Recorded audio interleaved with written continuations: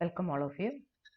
Today we can discuss about few more program questions by using if, else statement.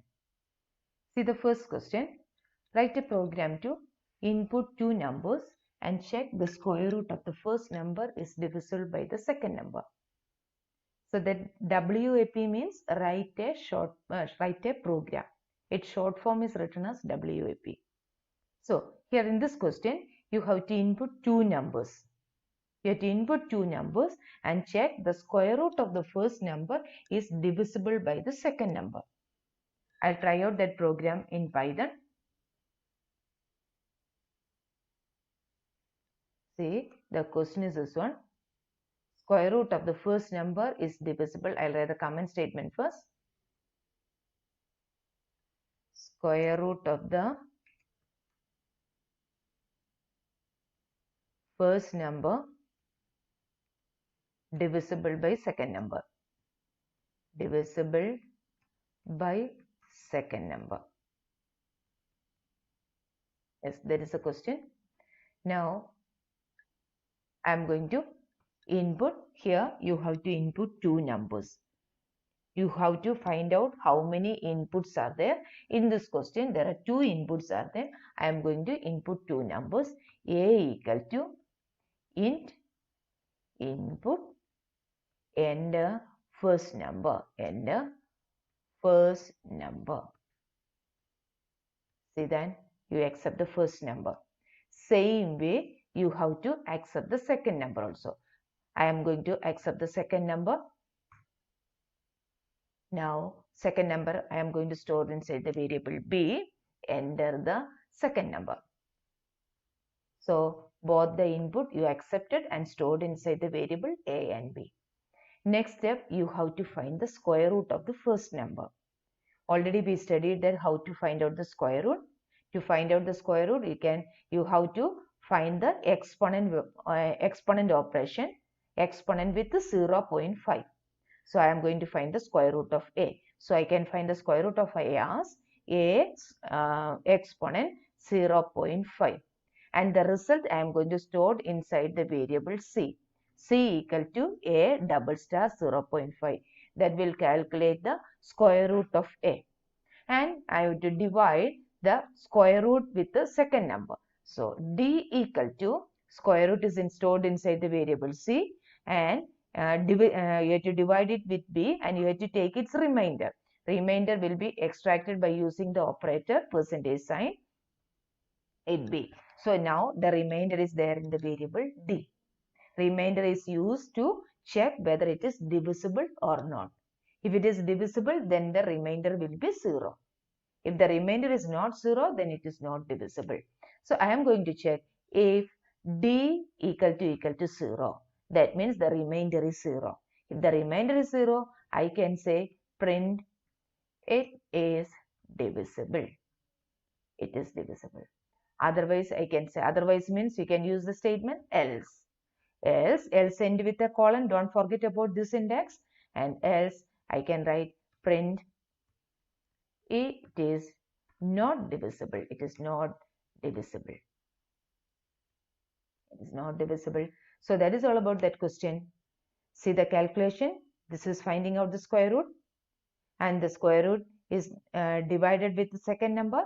Take its remainder, and the remainder is equal to 0. That is divisible. Otherwise it is not divisible. So this three statement you can put it in one statement. Instead of doing separate calculation, instead of using separate expression, you can do it in a single if statement itself.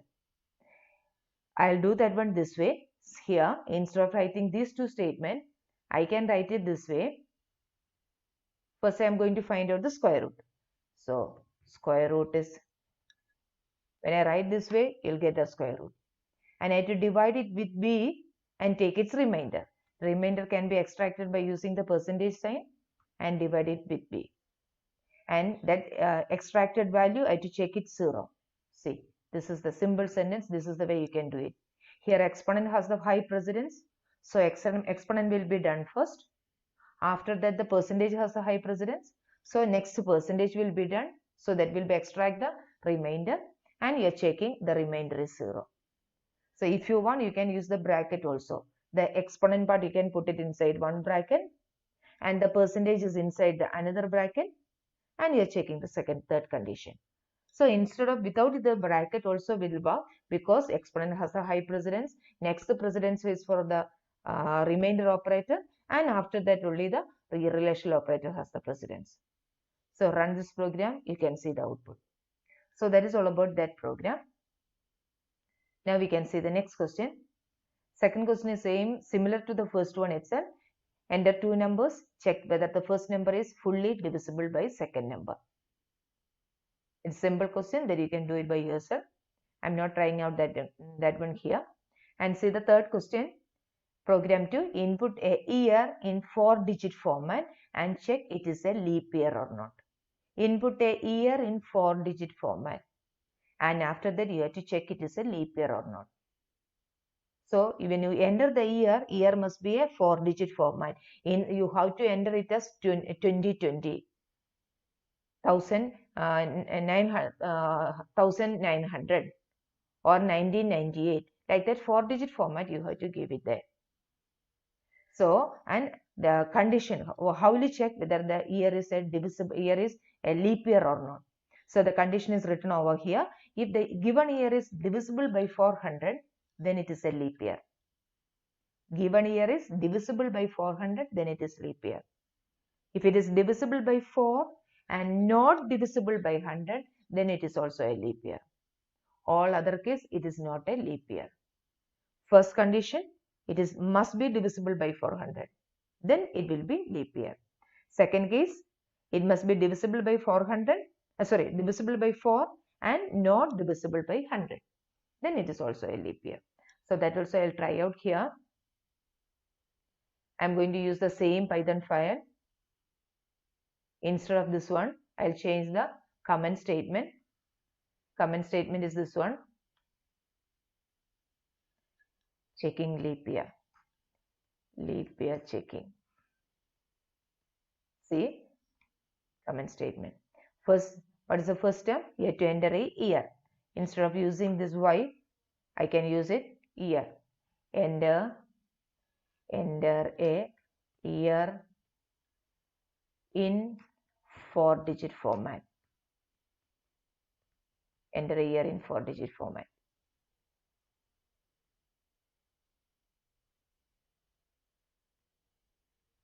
Yes. Now, you don't want second number. First condition. See, the first condition is this one. You have to divide it with 400. So, if year percentage 400 equal to 0. You have to check it whether it is divisible by 400. So, year, see that in a single sentence, in a single expression, I am writing the calculation part. Year percentage 400 equal to 0. Percentage has a high precedence, which will extract the remainder. After that, you are checking it is divisible by, that remainder is 0 or not. If it is 0, then we are writing given year is leap year. Yes, that is the first condition. Next condition is it must be divisible by 4 and not divisible by. So I'll write in elif year divisible by 4. See that? Divisible by 4 and year not divisible by 100. Not divisible by 100. So that means remainder is not 0. In that case also, you can say it is a leap year. It is a leap year. Otherwise, I am going to say it is not a leap year.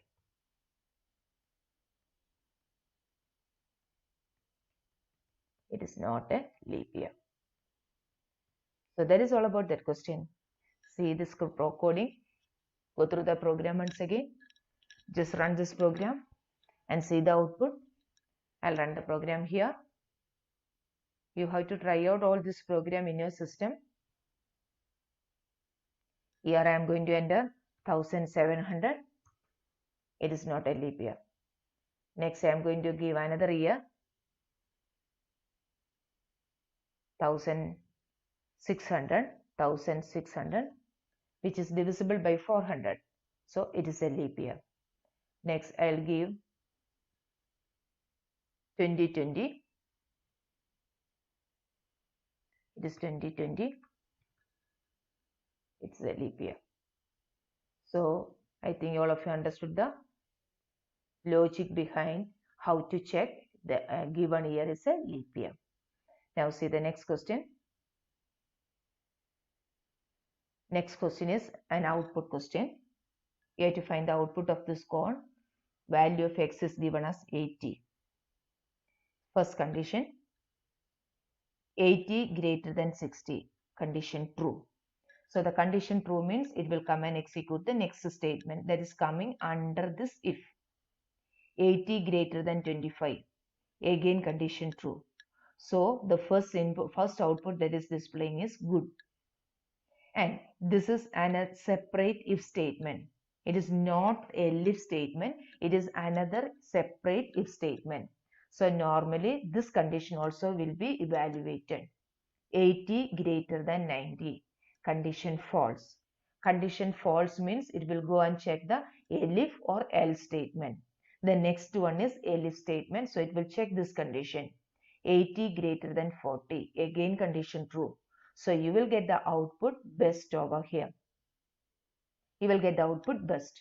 And it will not evaluate the next else part. It will not execute the else part because already this condition is true. One more time I'll explain. Here the value of x is 80. 80 greater than 60, condition true. So normally it will come to the statement that is coming under that if. So the next statement is another if statement. 80 greater than 25, again condition true. So the message good will be displayed over there. And next is another if statement. It is not elif. So here the condition true. If it is an elif statement, then it will not evaluate this one.